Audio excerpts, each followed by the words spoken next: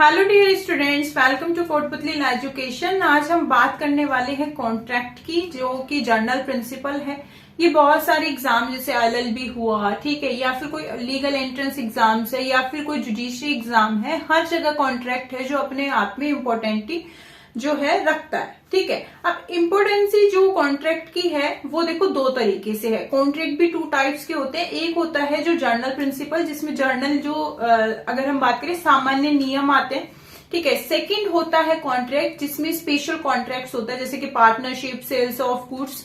ठीक है, इस तरीके के कुछ कॉन्ट्रैक्ट किए जाते हैं। तो अभी हम देखेंगे कॉन्ट्रैक्ट जो जर्नल प्रिंसिपल है, क्योंकि मेनली ये सारे एग्जाम्स में आता है, चाहे एलएलबी हो, चाहे कोई एंट्रेंस एग्जाम हो, ठीक है, कैसा भी एग्जाम हो, सब में कॉन्ट्रैक्ट है जो पूछा जाता है। ठीक है, लीगली। और जर्नल भी अगर हम बात करें डेली रूटीन में भी कॉन्ट्रैक्ट है जो कि किया जाता है।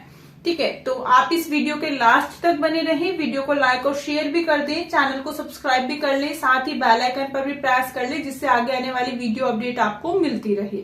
ठीक है, साथ ही आप हमारा टेलीग्राम ग्रुप भी ज्वाइन कर सकते हैं। वहां भी सारी आपको legal updates, legal entrance exams updates, सभी चीजें प्रोवाइड करवाई जाती है। तो चलिए अभी हम बात करेंगे कॉन्ट्रैक्ट पे। ठीक है, देखो कॉन्ट्रैक्ट अगर हम बुक को साइड कर दें और एक जर्नल लैंग्वेज में समझे कॉन्ट्रैक्ट होता क्या है। देखिए, कॉन्ट्रैक्ट अगर हम नॉर्मल लैंग्वेज में बुक को साइड करके बात कर रहे हैं, तो देखो फर्स्टली कॉन्ट्रैक्ट है जो कि हम डेली रूटीन में भी कर रहे हैं। कैसे कर रहे हो? ठीक है, जैसे अभी हमने मान लो कोई बुक लेने गए बुक शॉप पे, ठीक है, उसको हम क्या बोलते हैं कि बुक है क्या। ठीक है, वो आपको क्या कर रहा है, ऑफर कर रहा है बुक, क्योंकि हमें पता है कि बुक कहाँ मिल रही है। ठीक है, बुक शॉप पे मिलेगी।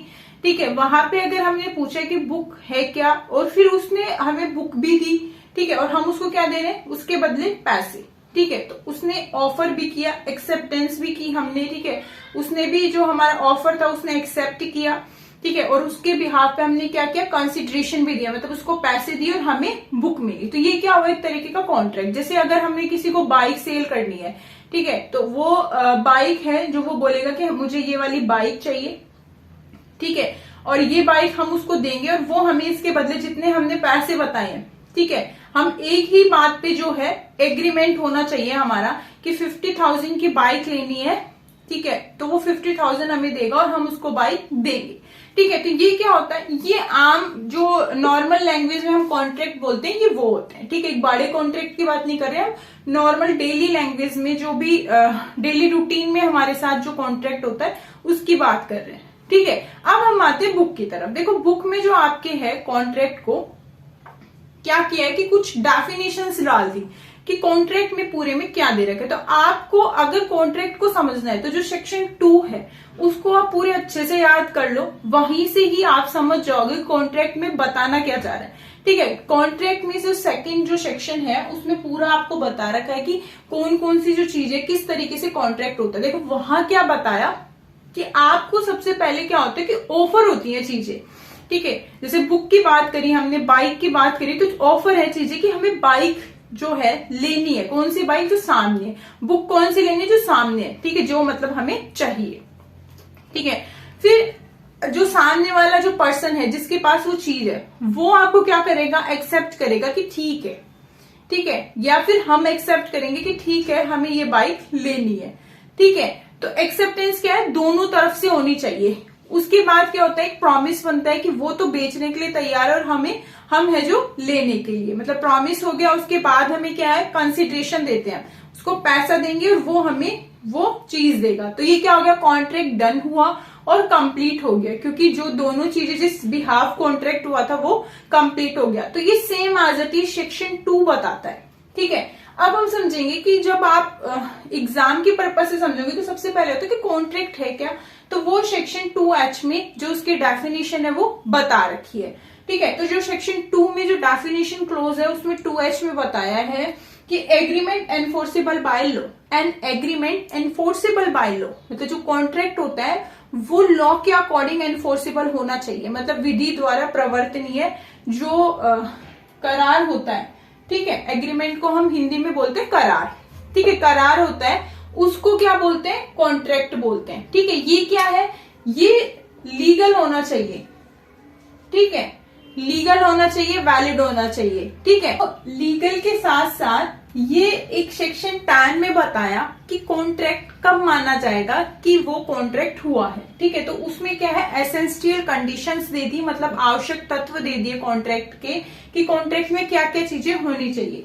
तो जैसे कि एग्रीमेंट हो, ठीक है, पर वो एनफोर्सेबल बाय लॉ हो। अब इस लाइन को समझना है कि एनफोर्सेबल बाय लॉ मतलब वो विधि द्वारा जो है प्रवर्तनीय होना चाहिए, मतलब लीगल होना चाहिए। ठीक है, लीगल के साथ साथ उसमें कंसेंट होनी चाहिए, 2 और मोर पर्सन, जितने भी लोगों ने कॉन्ट्रैक्ट किया उनकी आपस में जो सहमति है वो एक ही बात पर हो। ठीक है, अलग अलग ना हो, मतभेद ना हो। ठीक है, कंसिडरेशन होना चाहिए, एक वैलिड कंसिडरेशन हो।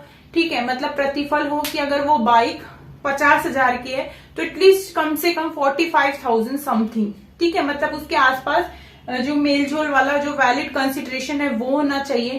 ठीक है, उसका जो पर्पस है वो वैलिड होना चाहिए। ठीक है, यहाँ पे लिख लो पर्पस जो है वो वैलिड होना चाहिए। ठीक है, क्योंकि पर्पस क्या है, कॉन्ट्रैक्ट बहुत सारे होते हैं जो कि इलीगल टाइप भी होते हैं, इलीगल नहीं होना चाहिए, क्योंकि फर्स्ट कंडीशन ये है कि लीगल होना चाहिए, तभी वो कॉन्ट्रैक्ट माना जाएगा। ठीक है, तो आपको क्या करना है, जैसे कॉन्ट्रैक्ट को जब भी आप पढ़ो, ठीक है, कोई भी एग्जाम के पर्पज से, तो सबसे पहले सेक्शन 2 लर्न करना है। उसके बाद जो कॉन्ट्रैक्ट की डेफिनेशन है वो 2H में है, उसी के साथ आपको सेक्शन 10 पढ़ना है, क्योंकि जो एसेंशियल कंडीशंस या फिर हम बात करें कि जो एलिमेंट्स है कॉन्ट्रैक्ट के, आवश्यक तत्व हैं, वो सेक्शन 10 में बता रखे हैं। जब आप पढ़ोगे तभी समझ में आएगा। फिर एक सेकंड आपका बनता है, क्वेश्चन समझ लो या फिर टॉपिक समझ लो कि all contract are agreement but all agreement are not contract. मतलब जितने भी कॉन्ट्रैक्ट बनते हैं, ठीक है, जैसे हमने बाइक का एग्जांपल लिया था, जैसे बाइक दी तो वो क्या था, एक वैलिड था, ठीक है, लीगल था। ठीक है, तो वो एग्रीमेंट भी हुआ, तो वो कैसा था कि जो कॉन्ट्रैक्ट हुआ उसमें एग्रीमेंट था। पर सभी एग्रीमेंट है जो कॉन्ट्रैक्ट नहीं बन पाते, पर जो कॉन्ट्रैक्ट बनते हैं उसमें एग्रीमेंट होना जरूरी है। ठीक है, मतलब सभी संविदा करार होती है, परंतु सभी करार हैं जो संविदा नहीं होते। ठीक है, तो ये हम अगर सेक्शन पहले 2H को देखें और करार है जो कि 2E में है। ठीक है, अब देखो फर्स्ट है ऑल कॉन्ट्रैक्ट आर एग्रीमेंट। पहले सिर्फ इस लाइन को समझो कि ऑल कॉन्ट्रैक्ट आर एग्रीमेंट मतलब सभी संविदा करार होते। हमने सेक्शन 10 देखा था और 2H देखा था। ठीक है, 2H में बताया है कि जो भी एग्रीमेंट है, वो जो एग्रीमेंट है वो सारे क्या है, एनफोर्सेबल बाय लॉ होने चाहिए। ठीक है, मतलब वो विधि द्वारा प्रवर्तनीय होने चाहिए करार, तभी वो क्या होगा, कॉन्ट्रैक्ट बनेगा। पर यहाँ क्या है कि जितने भी कॉन्ट्रैक्ट बनते हैं वो सभी एग्रीमेंट पहले होगा, फिर उसके बाद कॉन्ट्रैक्ट बनेगा। जितने भी एनफोर्सेबल बाय लॉ एग्रीमेंट है वो सारे कॉन्ट्रैक्ट बन जाते हैं। यही इस डेफिनेशन में ही इसका जो आंसर है वो छुपा हुआ है। जितने भी एग्रीमेंट जो एनफोर्सेबल बाय लॉ होते हैं वो सारे कॉन्ट्रैक्ट बन जाते हैं। बट एग्रीमेंट जो खाली एग्रीमेंट अगर हम बात करें कि क्या सभी एग्रीमेंट कॉन्ट्रैक्ट बन जाते हैं, ऐसा तो नहीं, क्योंकि कुछ एग्रीमेंट बीच में भी टूट जाते हैं। क्यों? क्योंकि अगर ये एसेंशियल कंडीशंस कंप्लीट ही ना हो कि वो 2 और मोर पर्सन्स हैं, जो कि वैलिड पर्पस से ना हो कॉन्ट्रैक्ट, कंसिडरेशन वैलिड ना हो, लीगल ना हो एग्रीमेंट, ठीक है, या फिर कंसेंट ही ना हो। ठीक है, तो ये सारे क्या है, फिर वो एग्रीमेंट है जो कि यहाँ पे कॉन्ट्रैक्ट है जो बन पाता ही नहीं है। ठीक है, जैसे इलीगल हो, इलीगल पर्पस से किया गया हो। ठीक है, दूसरा है कि वैलिड कंसिडरेशन ना हो, तो वो क्या होगा कि जब वैलिड कंसिडरेशन ही नहीं होगा एग्रीमेंट में तो वो कॉन्ट्रैक्ट बन ही नहीं पाएगा। ठीक है, तो ये दोनों चीजें सिमिलर ही है, सिर्फ आपको डेफिनेशन याद करनी है। डेफिनेशन में ही सभी का आंसर है जो कि छुपा हुआ है। हम नेक्स्ट भी क्लासेस देखेंगे, तो आप हमारे चैनल के साथ बने रहें, चैनल को सब्सक्राइब भी कर लें, क्योंकि जितनी भी LLB और फिर other law entrance exam, judicial exam, सभी की जो क्लासेस है वो सारी प्रोवाइड करवाई जाती है। LLB के अगर आपको नोट्स चाहिए तो वो भी हमारे पास प्रोवाइड है। ठीक है, आपको स्क्रीन पे नंबर शो हो रहा होगा, वहां से जाके आप कॉन्टेक्ट कर सकते हैं।